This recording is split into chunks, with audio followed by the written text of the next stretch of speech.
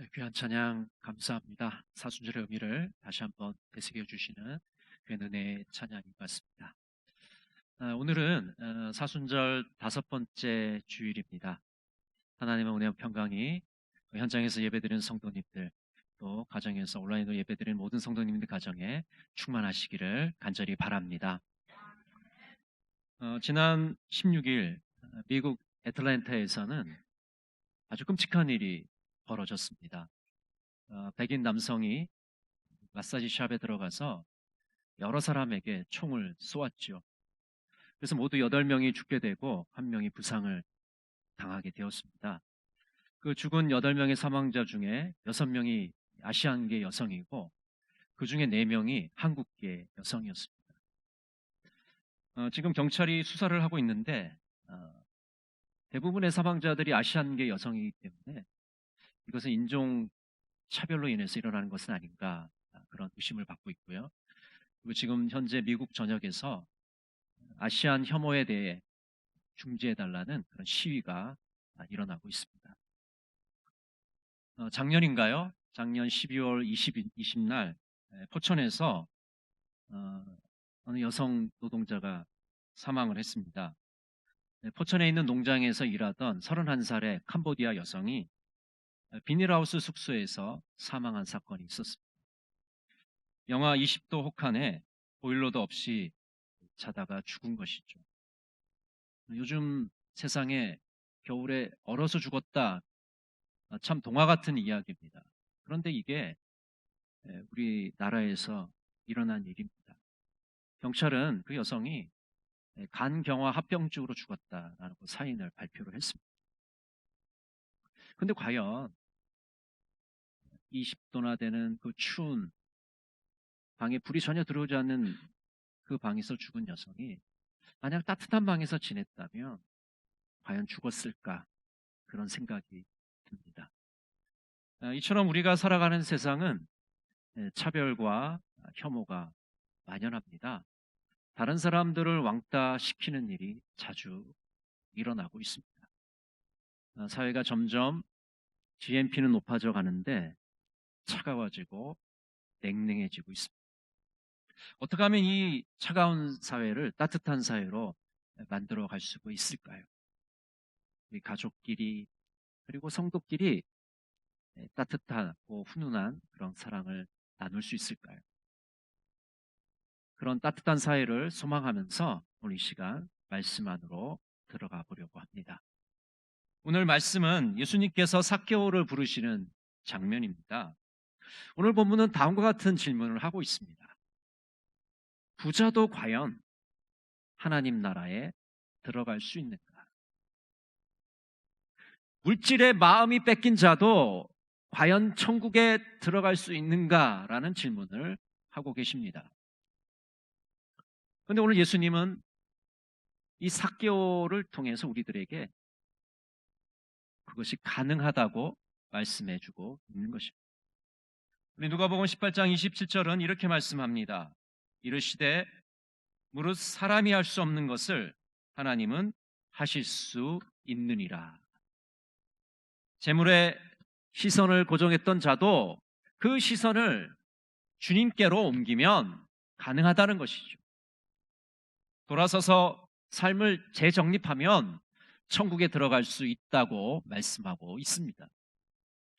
오늘 누가복음 19장 2절에 보면 삭개오를 세리장이요 부자로 소개합니다. 삭개오는 세리장이었습니다. 여러분 아시는 것처럼 세리는 로마 정부의 위탁을 받아서 세금을 대신 걷어주는 사람들이었습니다. 근데 이 세리를 총괄하는 사람이 누구냐? 바로 이 삭개오였던 것입니다. 로마 제국의 앞잡이이죠. 그래서 유대인들은 이 사람들을 반역자, 변절자라고 불렀습니다. 삭개오는 여리고 지역에서 가장 미움을 받는 사람이었습니다. 사람들의 멸시를 받는 그런 인물이었습니다. 세리들이 많은 세금을 거두어 들였기 때문에 백성들의 원성이 자자했습니다. 이렇게 삭개오는 부자가 되었던 것입니다. 부자요 세리장인 삭개오는 예수님을 보기 위해서 나무 위로 올라갑니다. 예수님이 세리와 죄인의 친구라는 소문을 들었던 것입니다. 삭개오는 부와 권력을 가지고 있음에도 무리를 해치고 나갈 수가 없었습니다. 그럼 우리 조선시대에 보면 이게 권세 있는 자들이 이렇게 거리를 지나가면 물러거라, 물러거라 그렇게 하잖아요. 그럼 그 말만 하면 사람들이 다 물르잖아요. 비켜줍니다.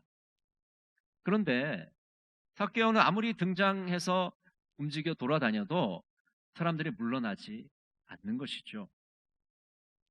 경제적으로 기득권자인 것처럼 보이지만 사회적으로는 소외된 자였던 것입니다. 사람들과 어울릴 수 없는 외톨이였던 것이죠. 나무에 올라간 삭개오의 모습은 참으로 불쌍하기도 하고 한편으로는 우스꽝스럽기도 합니다. 그때 예수님이 나타나십니다. 19장 5절 말씀 우리 같이 한번 읽겠습니다. 예수께서 그곳에 이르사 쳐다보시고 이르시되 삭개오야 속히 내려오라 내가 오늘 내 집에 유하여야 하겠다 하시니. 쳐다보시고, 예수님은 나무 위에 올라가 있는 그 측은하고 우스꽝스러운 모습을 하고 있는 삭개오를 쳐다보십니다. 그냥 눈에 들어온 장면이 아니라 전 관심과 사랑을 가지고 바라봅니다. 오늘 예수님은 내 집에 유하겠다고 말씀하지 않으십니까? 삭개오의 집에 들어가서 먹고 마시겠다는, 그 집에서 잠을 자겠다는 것이죠. 왜 예수님은 죄인 삭개오 집에 들어가셨을까요? 삭개오의 마음의 상처를 보셨기 때문입니다. 삭개오는 불의한 방법으로 재산을 모았습니다. 사람들에게 사기를 치고 사람들의 것을 빼앗았습니다. 그렇게 부자가 되었습니다. 그런 악한 행동들을 했기 때문에 사람들에게 배척을 당하게 된 것이죠. 사람들에게 손가락질 당하고 욕을 먹게 된 것입니다. 그러니 자연히 마음의 병이 들게 된 것입니다. 이 마음의 병은 사람이 고칠 수가 없습니다. 예수님만이 고칠 수가 있는 것이죠. 더불어 예수님은 삭개오의 믿음을 보셨습니다. 참된 삶에 대한 뜨거운 갈망을 읽으셨습니다. 오늘 누가복음 19장 9절 우리 같이 한번 읽겠습니다. 예수께서 이르시되 오늘 구원이 이 집에 이르렀으니 이 사람도 아브라함의 자손이미로다. 예수님과의 만남은 삭개오를 변화시켰습니다. 삭개오는 진심으로 과거의 삶을 뉘우쳤습니다. 겸비한 마음으로 회개합니다.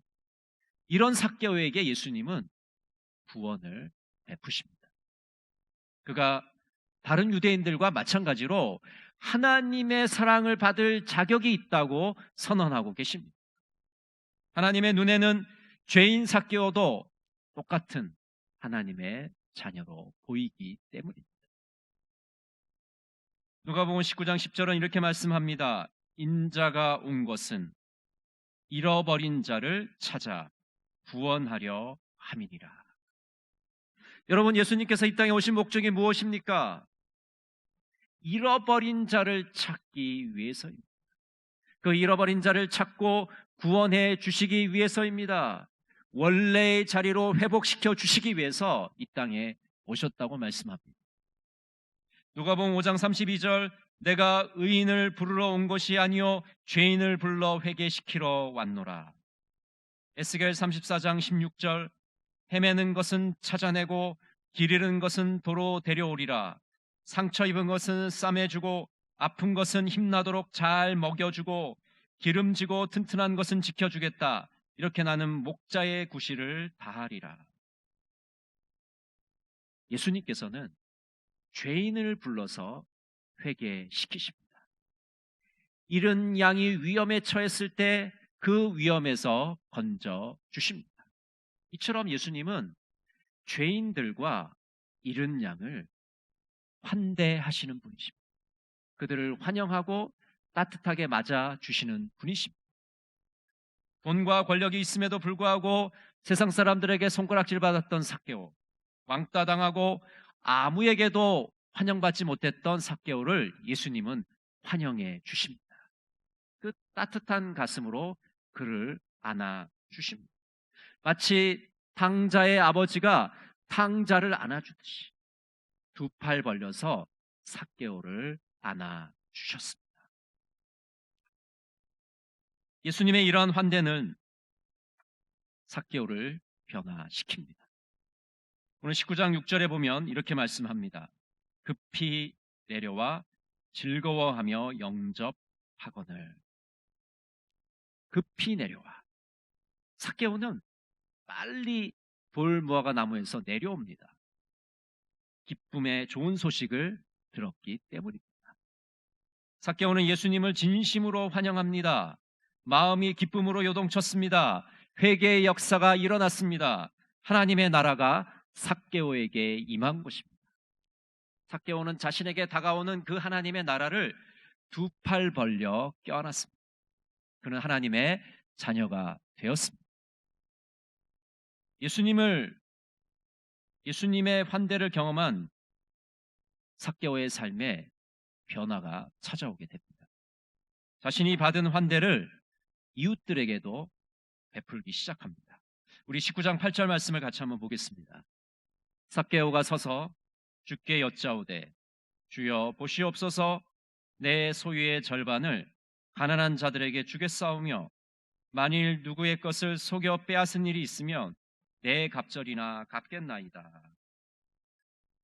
영어 성경에 보면 이 삭개오의 말 앞에 한 구절이 들어가 있습니다. 뭐냐 하면 here and now, 여기 그리고 지금이라는 구절이 들어가 있습니다. 이것을 넣어서 오늘 읽어보면 이렇게 되는 겁니다. 지금 여기에서 내 소유의 절반을 가난한 사람들에게 주겠습니다. 지금 여기에서 속여 빼앗은 것이 있으면 4배나 갚겠습니다. 예수님의 환대를 경험한 삭개오는 이웃들에게 환대를 베풉니다. 입으로만 떠벌리는 것이 아니라 여기에서 환대를 베풀겠다고 말합니다. 지금 그것을 베풀겠다고 말하고 있습니다.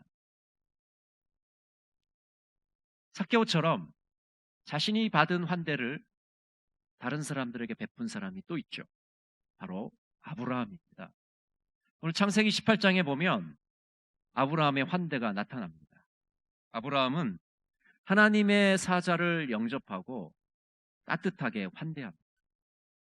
그러자 하나님께서 아브라함에게 이제 소돔을 멸하실 것을 알려줍니다.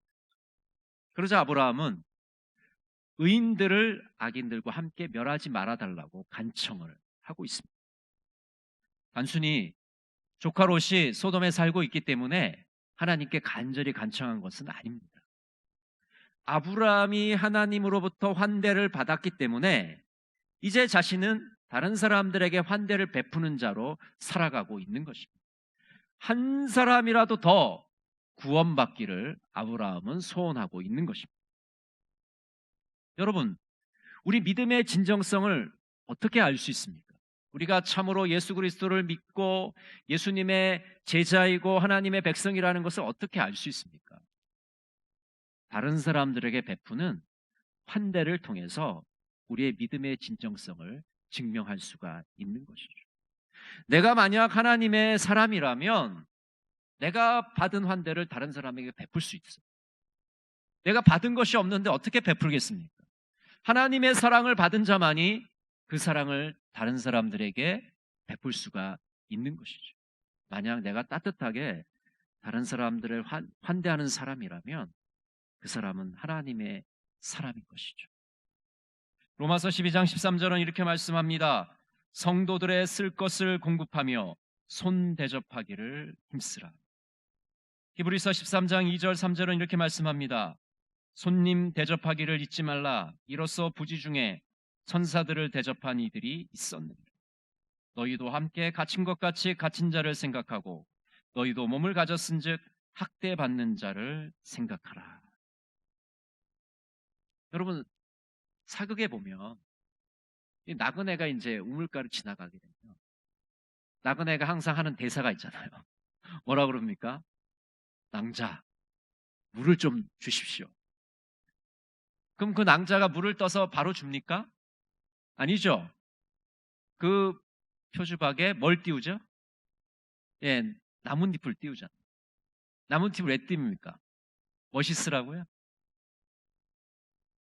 네, 급히 먹으면 체하니까 후 불어서 천천히 드시라고 나뭇잎을 띄우는 것이죠. 우리 조상님들은 지나가는 나그네들, 손님들을 정말 따뜻하게 대접하고 환대했습니다. 그게 우리의 문화였죠. 우리만 그렇습니까? 이 동양이나 서양을 불구하고 나그네들을 따뜻하게 맞아주는 그런 풍습들이 있었어요. 근데 사회가 점점 이제 각박해지니까 낯선 사람들을 경계하게 되고, 이제는 낯선 사람을 환대하는 게 아니라 낯선 사람을 조심해라. 너에게 해코지 할 거다. 정신 바짝 차려. 이것이 우리의 교육이 된 것이죠. 여러분, 환대는요, 자리를 내주는 겁니다. 우리가 어떤 모임에 갔을 때 사람들은 가득 차 있고 만약 앉을 자리가 없다면 굉장히 뻘쭘해질 겁니다. 여기 있어야 될지 나가야 될지 잘 모르겠어요. 근데 누군가가 와서 여기 자리에 앉으십시오라고 안내해 주면서 따뜻하게 맞아주면은 그 모임에서 우리는 굉장히 훈훈함을 느끼게 될 것입니다. 환대는 따뜻하게 사람을 대접하는 것입니다. 사람으로 대접하는 겁니다. 이 자본주의 사회에서는 돈과 권력이 있어야 사람 대접을 받습니다. 그런데 환대라는 것은 그 사람이 돈을 많이 가졌든 적게 가졌든, 그 사람이 지위가 높든 낮든, 그 사람의 옷차림이 화려하든 뭐 초라하든 그런 거 상관하지 않습니다.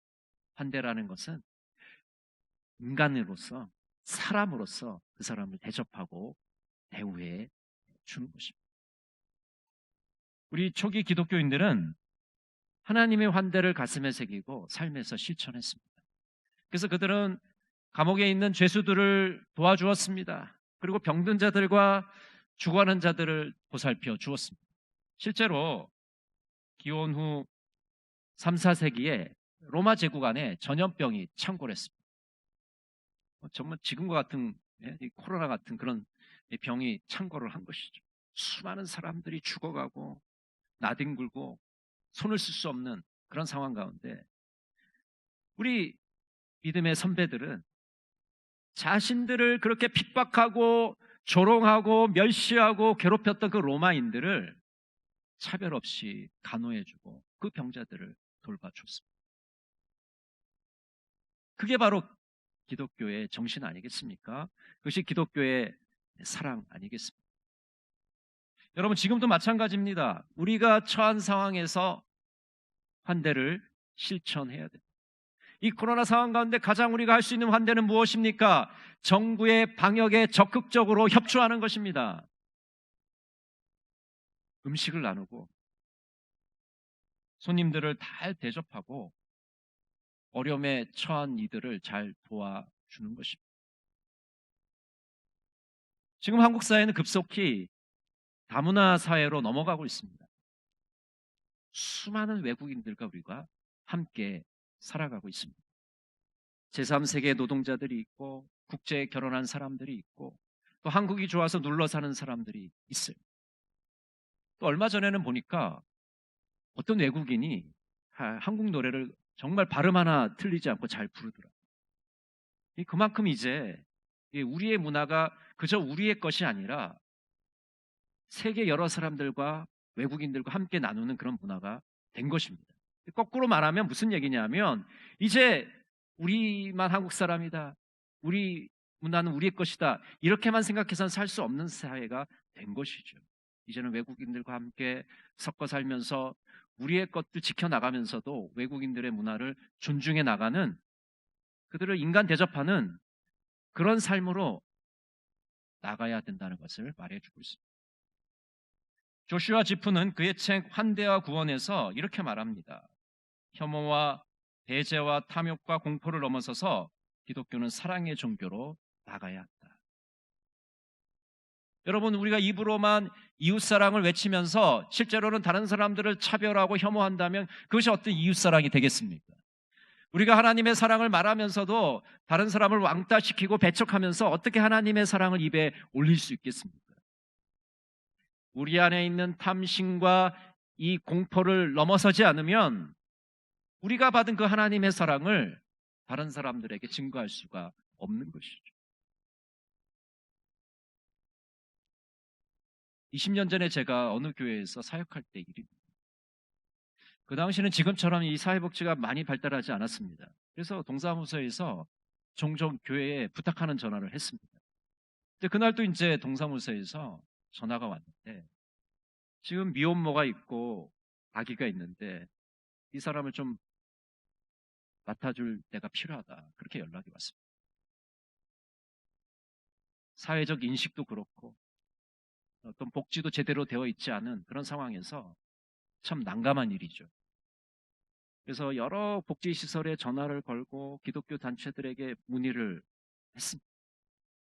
그러던 중에 우연찮게 미혼모 쉼터, 어떤 목사님이 운영하는 미혼모 쉼터와 연결이 됐어요. 그래서 공무원과 함께 그 미혼모와 아기를 데리고 그 쉼터에 데려다 주게 되었습니다. 그 쉼터는 어떤 곳이었냐면 어떤 여자 목사님이 이제 운영하시는 그런 곳이었는데 이제 밑에는 쉼터를 운영하고 위에는 이제 학원을, 피아노 학원을 운영하면서 그렇게 오갈 데 없는 여성들을 돌보는 그런 사역을 하고 계셨습니다.